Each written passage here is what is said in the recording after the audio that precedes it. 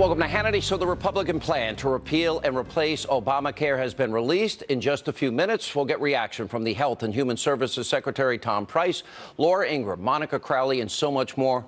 But first, it's time to break down the GOP's American Health Care Act and determine whether it really is going to work for you, the American people. Tonight, it's time to hold Washington accountable, and that is tonight's opening monologue. Let's go back to 2009. Then President Obama told a room full of lawmakers that, quote, elections have consequences. Well, 8 years later, with the Republicans now in control of the House, the Senate, and the executive branch, well, Obama's crowning achievement is officially on the chopping block. But now some on the right, many conservatives, are slamming the bill, including Americans for Prosperity, the Club for Growth, the Heritage Action Committee, and many others, including author Daniel Horowitz. He released an article entitled Rhino Care, a more insolvent version of Obamacare, except this time the GOP owns it. Some congressional Republicans are also raising very serious issues. Let's take a look. What's been introduced in the House in the last 24 hours is not the Obamacare replacement plan, not the Obamacare repeal plan we've been hoping for. This is instead a step in the wrong direction. There better not be a rule that prevents amendments that are badly needed to fix this flawed bill. Obviously, we have some serious concerns. We haven't been shy about the serious concerns as we look at that. And yet, with any negotiation, you look at the trade-offs. What are the risks versus the rewards? The House bill that's been put forward is Obamacare Light. It won't work. Premiums and prices will continue to spiral out of control. All right, so is the American Health Care Act Obamacare Light? All right, before we get to that, let's take a step back. Let's look at some positive aspects that are in this plan. After 7 years of promising to repeal Obamacare, Republicans are attempting to do just that. That's a good thing. By eliminating the individual and employer mandates, that's a good thing. Also, this bill strips federal funding for abortion providers like Planned Parenthood. That's a promise the president made on the campaign trail. It also eliminates the medical device tax as well as other oppressive taxes enacted under Obamacare. But, and a big but tonight, while the American Health Care Act is a step in the right direction, it is far from perfect. It must be fixed. Now, Obamacare must be, under all circumstances, completely repealed. We have rising premium costs. They must be addressed further. And certain types of insurance-free cooperatives need to be utilized as well as healthcare savings accounts, which we will explore in just a minute. But before the GOP, I'm warning everybody on both sides of this debate, until they erupt into massive infighting, it's very important to note these words from the Health and Human Services Secretary, who will join us later, Tom Price. This is a work in progress, and we'll work with the House and the Senate in this process. As you know, it's a legislative process that occurs. You start at a starting point. People engage, and they get involved in the process, sometimes to a greater degree. Nothing focuses the mind like a bill that's currently on the table and that has a work in progress or in process, and we'll work through it. It's very important the Freedom Caucus and the study group in the House and people like Rand Paul and Ted Cruz and Marco Rubio and Mike Lee be listened to, and that their contributions added to this bill. So Secretary Price is right. And tonight, I want to put an end to the civil war that seems to be brewing inside the Republican Party. Now, the current version of the American Health Care Act, as Tom Price said, is a first draft. First drafts are never perfect, always filled with errors, miscalculations. Now it's up to the Republican members of Congress to come together and fix this bill and get it right for you, the American people, all while putting together a unified strategy to combat efforts from Democrats to paint the bill as a disaster for low-income Americans. In other words, Republicans want to kill children and kill old people. Now, these cannot take place, these discussions, on TV or in the press. My suggestion tonight is Republicans, that includes the Freedom Caucus, that includes the senators I mentioned, and that includes others, should get together in a room, work through these issues in person. The House Freedom Caucus, Rand Paul, Ted Cruz, Mike Lee, Marco Rubio, other conservatives who have been loudly voicing their concerns for 8 years, and sadly, many of these ideas were not represented in this bill. Now, once Obamacare is repealed and replaced, Republicans, you are going to own what's in this.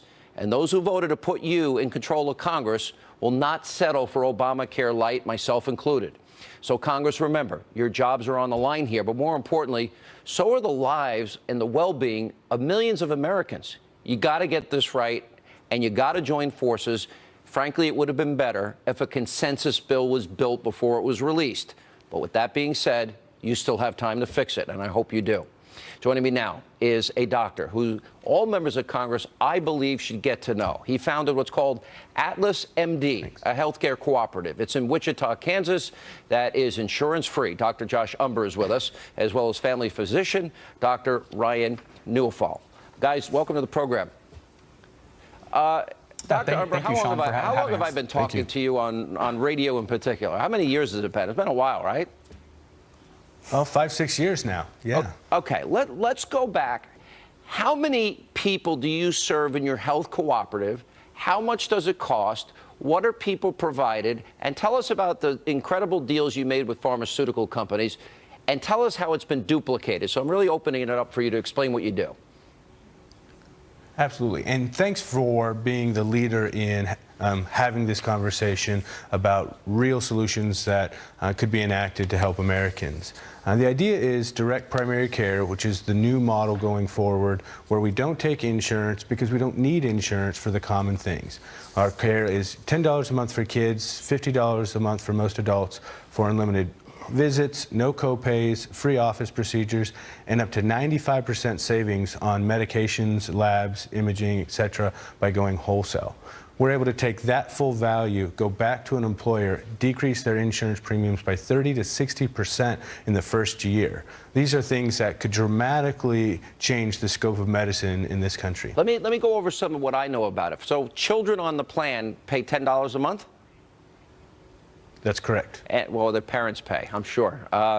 Adults pay $50 a person, We make right? some of them pay themselves. Yeah. Wow. Adults, right. Yes, And adults pay $50 a person.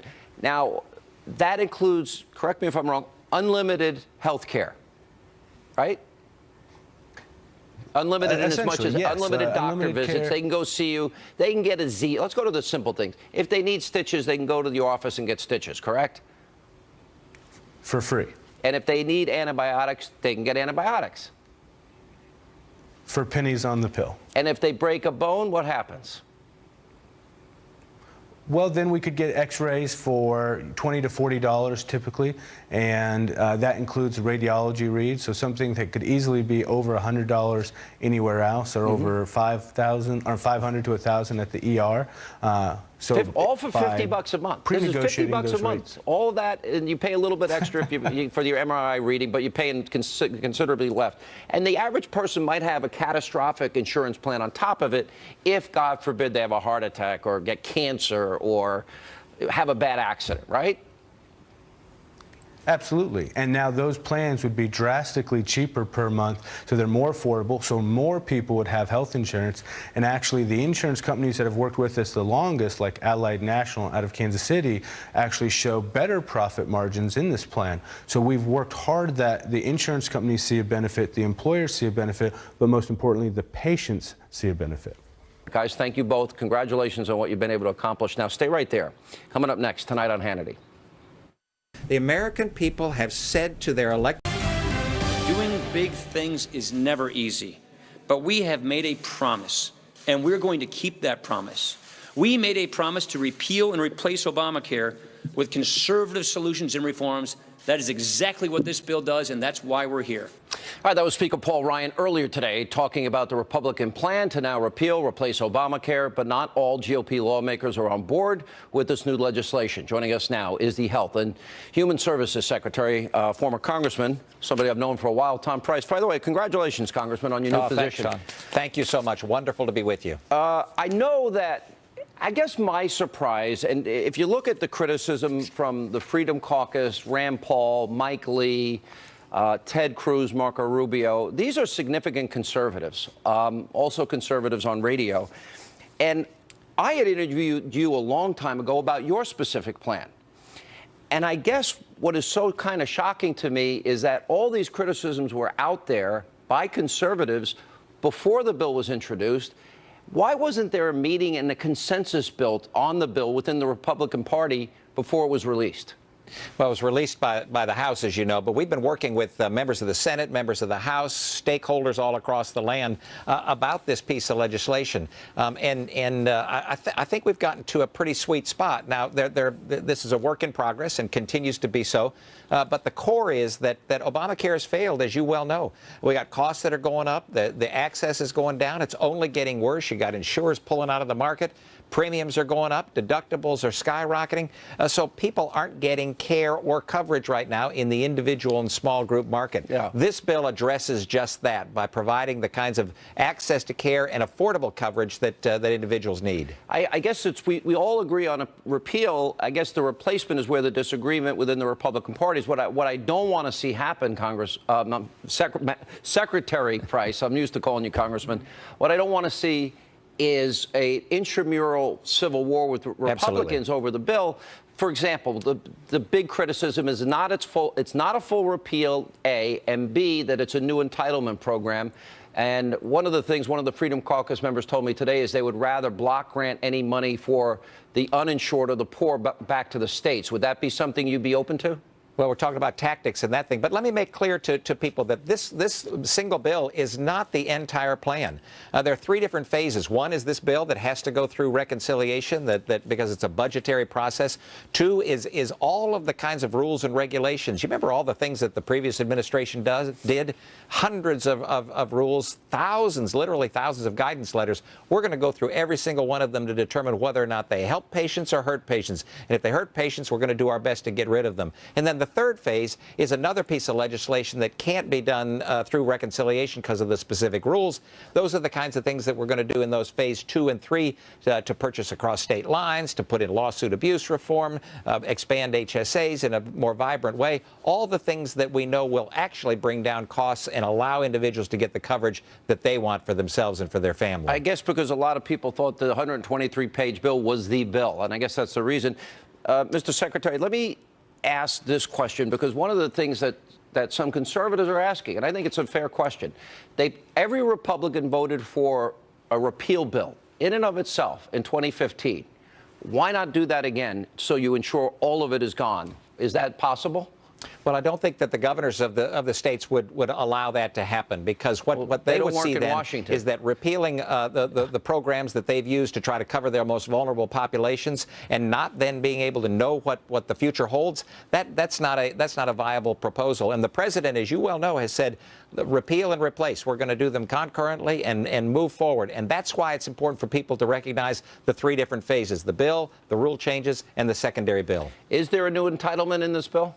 In other words, Absolutely not. What we're trying to do, Sean, as you well know, is to equalize the tax treatment of health coverage for folks. We've said that for years. Conservatives have said that for years. If you get your coverage through your employer, which is about 175 million people in this country, you get a tax benefit because that's paid with pre-tax dollars.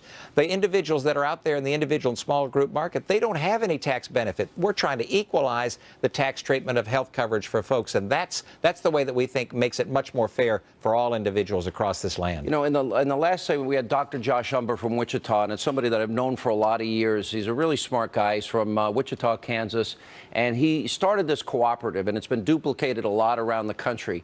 In his cooperative in Kansas, they have a $10 monthly charge for children, a $50 monthly charge for adults.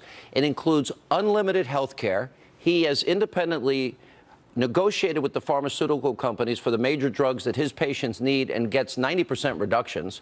And then most of his patients have catastrophic plans, which are relatively inexpensive based on what your deductible is. Correct. In case you have a heart attack, an accident, God forbid, or cancer, God forbid. And that is the best that's what insurance seems to really be for. Can that be duplicated? For example, could the Bricklayers Association of America, carpenters unions across America, is that something that maybe could be duplicated, considering it's so impressive to me, on top of the health care savings accounts, which we all agree we need in this bill?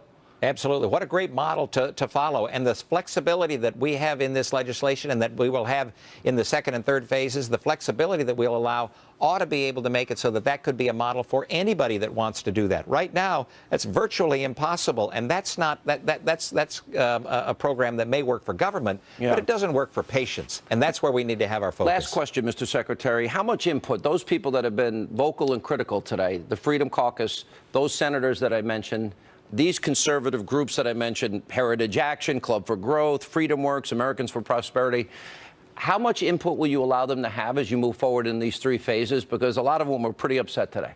We're looking forward to working with every single person as we have to date and folks who are interested in moving our healthcare system in a direction that puts patients and families and doctors in charge. And we're in the receiving mode for the kinds of reforms that people think need to be put into place through the regulatory process, through the guidance process, through the third piece of legislation, that third phase that will be necessary. This is incredibly important, and it's such an exciting time to be able to respond to the concerns of the American people and the dictates that they have, the requirement that they have to make certain that we address our healthcare system. Look, this is a defining moment for the Republicans and certainly for the president. The fact that you're going to have an open door and these people will be heard and those changes are going to be made, as you said, this is a first step, is a little more reassuring than how I felt earlier today. Mr. Secretary, I look forward to continuing this discussion as we move forward, and I wish you the best of luck. It's important we get this done, but get it done right. Thank you, sir. We got to get it done right. Thanks so much, Sean. Take care. All right, appreciate it. Smearing the commander-in-chief while flat out refusing to ask President Barack Obama very critical questions about wiretapping. And that is tonight's mini monologue. All right, so the left is breathlessly saying that the president isn't telling the truth over wiretapping allegations. Now, just take a look at some of the headlines from the New York Times, CNN, the Washington Post smearing the president. Trump offering no evidence says Obama tapped his phones. Trump's baseless wiretap claim. And Trump citing no evidence accuses Obama of Nixon Watergate plot to wiretap Trump Tower. Now, the hypocrisy is stunning. Why? The New York Times is accusing the president of lying, but they are the ones that printed this headline on the front page of their paper of all days, January 20th. Wiretap data used in inquiry of Trump aides. Now, if you read the article, it says in part, quote, the FBI is leading the investigations, aided by the National Security Agency, the CIA, and the Treasury Department's Financial Crimes Unit. Now, the investigators have accelerated their efforts in recent weeks, but have found no conclusive evidence of wrongdoing, the official said. One official said intelligence reports based on some of the wiretapped communications had been provided to the White House. So the New York Times reported on wiretap communications that got to the White House. But somehow, President Trump, he's the one who's lying? This is ridiculous, and it proves exactly why you, the American people, do not trust the media. Now, there's also the ridiculous statement from President Barack Obama's spokesman. A cardinal rule of the Obama administration was that no White House official ever interfered with any independent investigation led by the Department of Justice. As part of that practice, neither President Obama nor any White House official ever ordered, keyword, ordered surveillance on any U.S. citizen. Any suggestion otherwise is simply false. Now, the statement never said that President Obama didn't know about it, like the New York Times told us, just that he didn't order it. So is anyone in the press ever going to ask if Obama knew about the surveillance of an opposition party during an election year? Or will they just give him another pass? Here with reaction, editor-in-chief of LifeZette, Fox News contributor, nationally syndicated radio host. And she's got more titles than any guest we ever had, and best-selling author. And what are you throwing up in the air? My football? Oh, just my phone. I just want to blow it up now and not even look at the phone. Oh, my phone's been blowing up all day too. Yeah. I can only imagine. All right, this is really important. They reported on it. So all Donald Trump has to say is, well, I was just quoting you guys. You guys supposedly tell the truth. Who would ever doubt the New York Times? It becomes amusing. When are they ever going to say, ooh, maybe we were wrong, and apologize and retract? Yeah, it's no doubt that January report, Sean, in the New York Times showed that the intelligence agencies had been monitoring former associates, advisors of Donald Trump. Applied for a FISA warrant once, was rejected, got a FISA warrant a second go-round. It looks like everyone from Roger Stone to Carter Page, Paul Manafort, and who knows how many other people were monitored. Now, I guess they're quibbling with the wording of Donald Trump's tweet. Okay, I'll concede that. Maybe the exact wording, maybe Obama didn't definitively order it, but maybe the president knew about it. Well, the New York Times, if you look at that statement, it says they did know about it. Yeah, well, definitely the administration did. I'm just saying specifically ordering it. I mean, that's what they're hanging this all on, and they did it at the White House briefing today. They went round and round and round with Sean Spicer about this. I think to little or no effect. What you see happening now in Washington is that Donald Trump's moving forward on his key agenda items, and there's a lot of disagreement on those agenda items, even among Republicans, as we're seeing with the Obamacare fight. But he's moving forward. He needs to keep doing that. And this Russia bombshell with WikiLeaks today, if that's verified, it looks like if it's verified, the intelligence agencies. What do you make of it?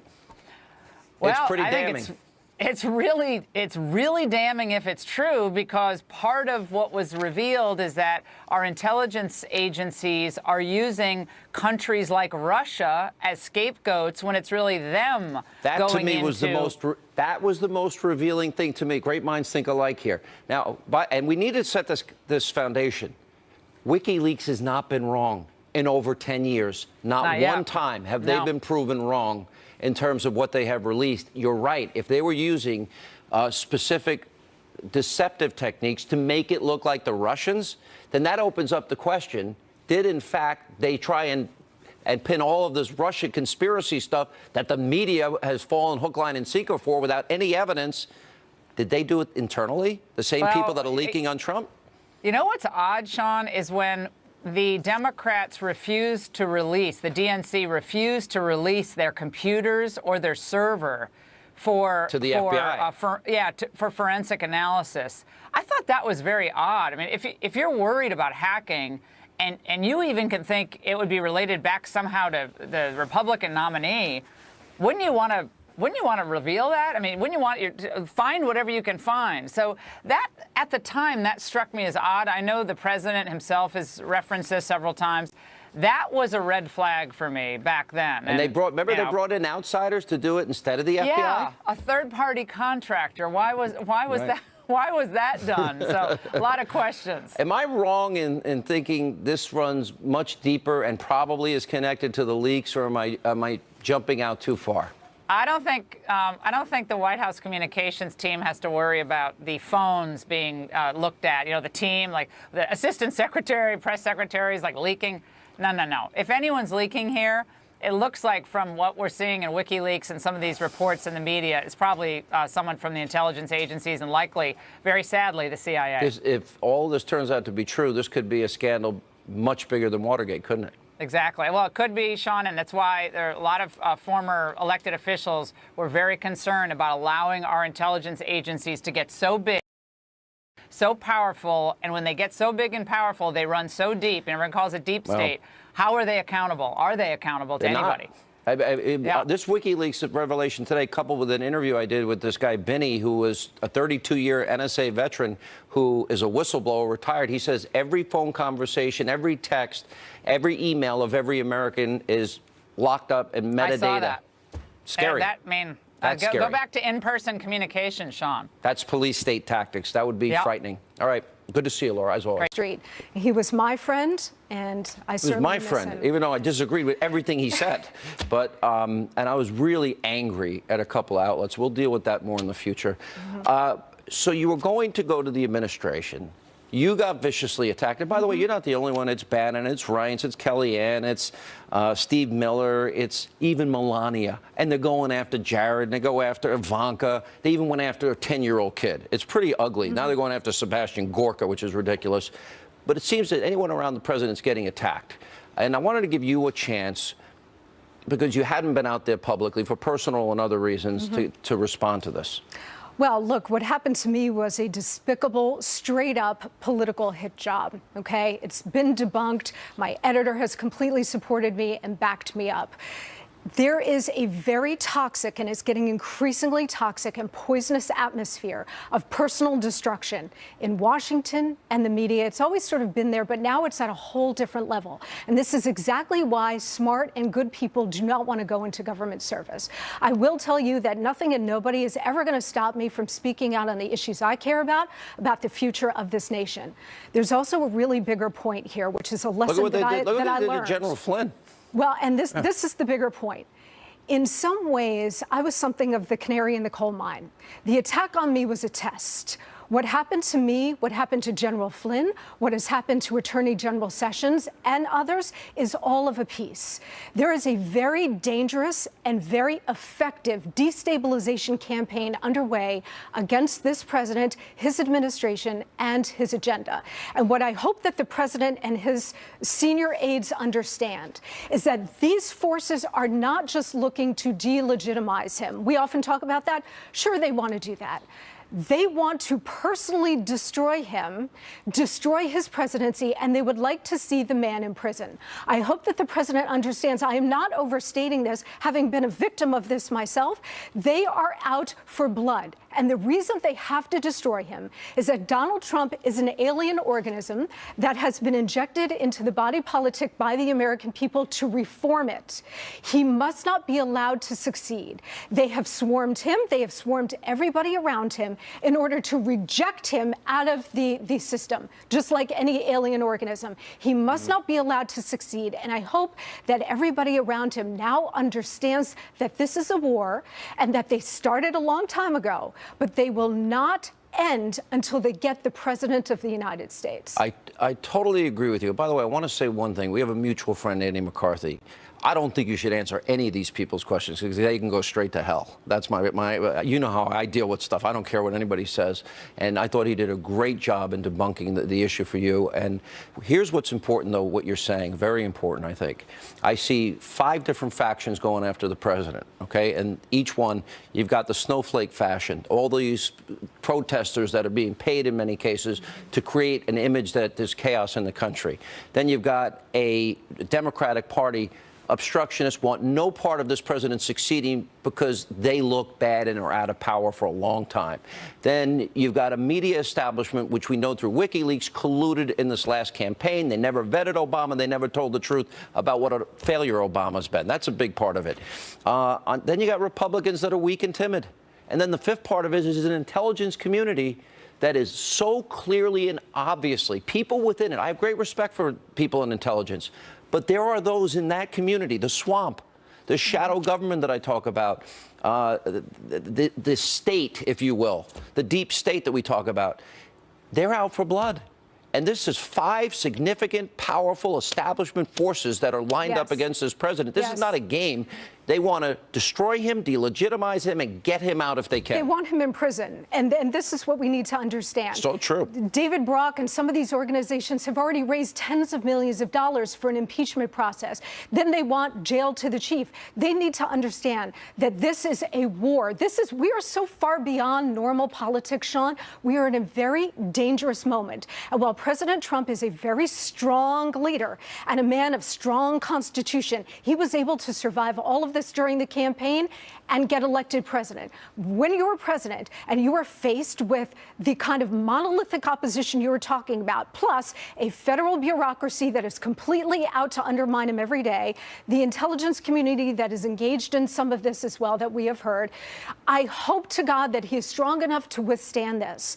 They are out to destroy him because if he succeeds, the country changes for the good, and they must not allow that to happen. Wow, what a strong, powerful admonition. We missed you. Was so sorry about Alan. My best to you and your family. Thank you know so how much, I feel Sean. about all of you.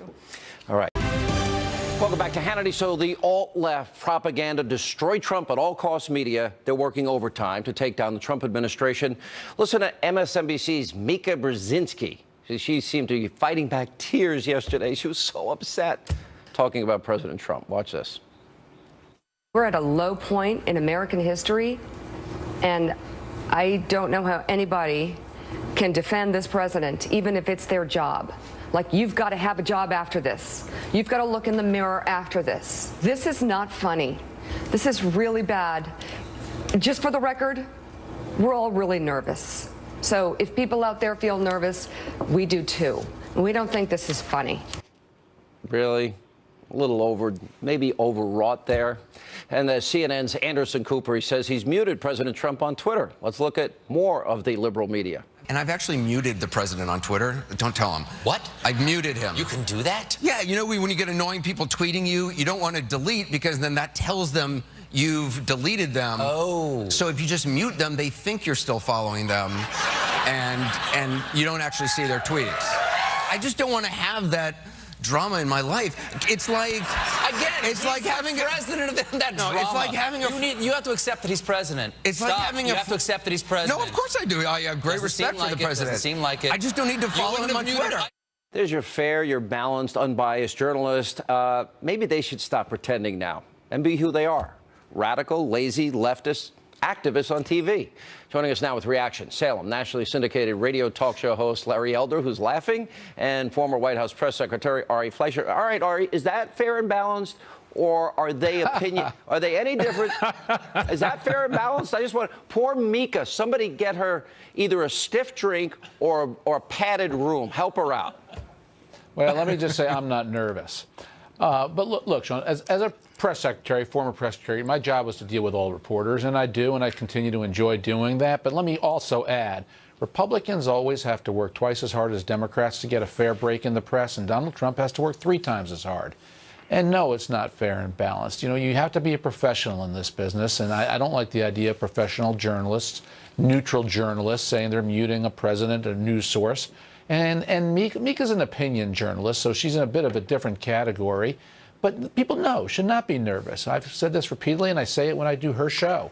Let it play out. Let's see what Donald Trump can do. I didn't see that she was nervous when a guy palled around when an unrepentant terrorist became president. I don't remember going deep into that story like I did. Then President Obama was only asked one time during the campaign.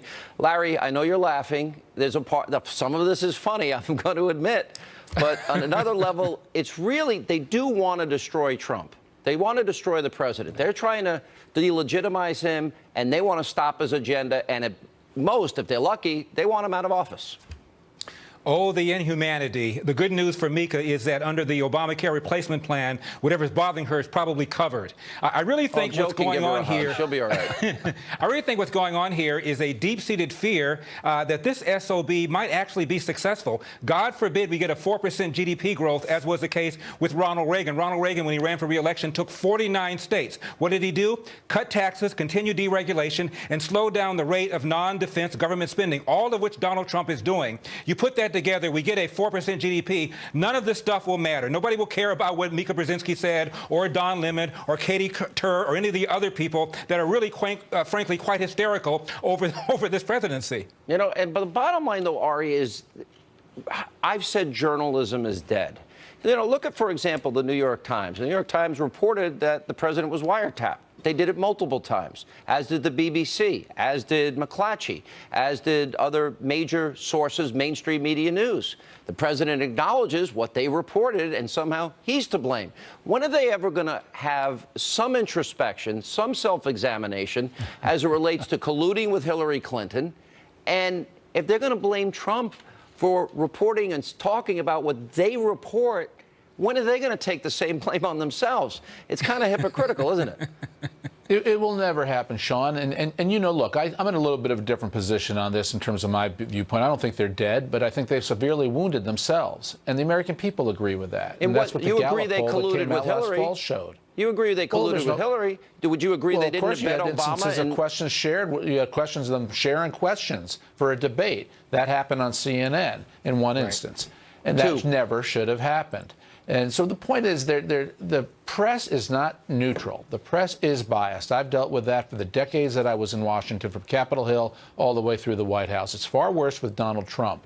And that's the era we're in now. But look at the daylight today. Today is what the Trump presidency is and should be about: repealing and replacing Obamacare. Larry's right. These are the big issues upon which Donald Trump's presidency is going to rise or fall. And today has been a very good day for Donald Trump. I think that's good with one caveat. He's got a lot of conservative opposition. I think they should have built the consensus plan before they released it. That's my own personal view.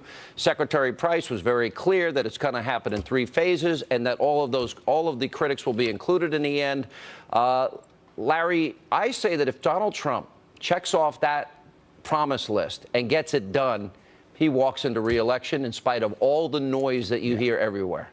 I agree with that 100%. And it's one thing for the media to be biased. We already knew that. It's another thing for the media to collude. And because of WikiLeaks, we found out the New York Times, the Washington Post, staffers for Jake Tapper at CNN, staffers for Wolf Blitzer, Dana Milbank, the columnist with the Washington Post, contacting the DNC, getting ideas, getting suggestions. This is collusion. This is far beyond just simply having a sympathetic and political,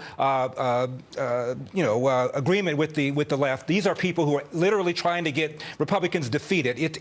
I've never seen the like of it. And one of the things that Donald Trump has done that no other president has done is call him on it, put him on notice, and let people know that they are not just biased, that they are actively trying to stop Republicans. And no one's done that before. And I salute Mr. Trump for having done that. All right, guys, great segment. Thank you both for being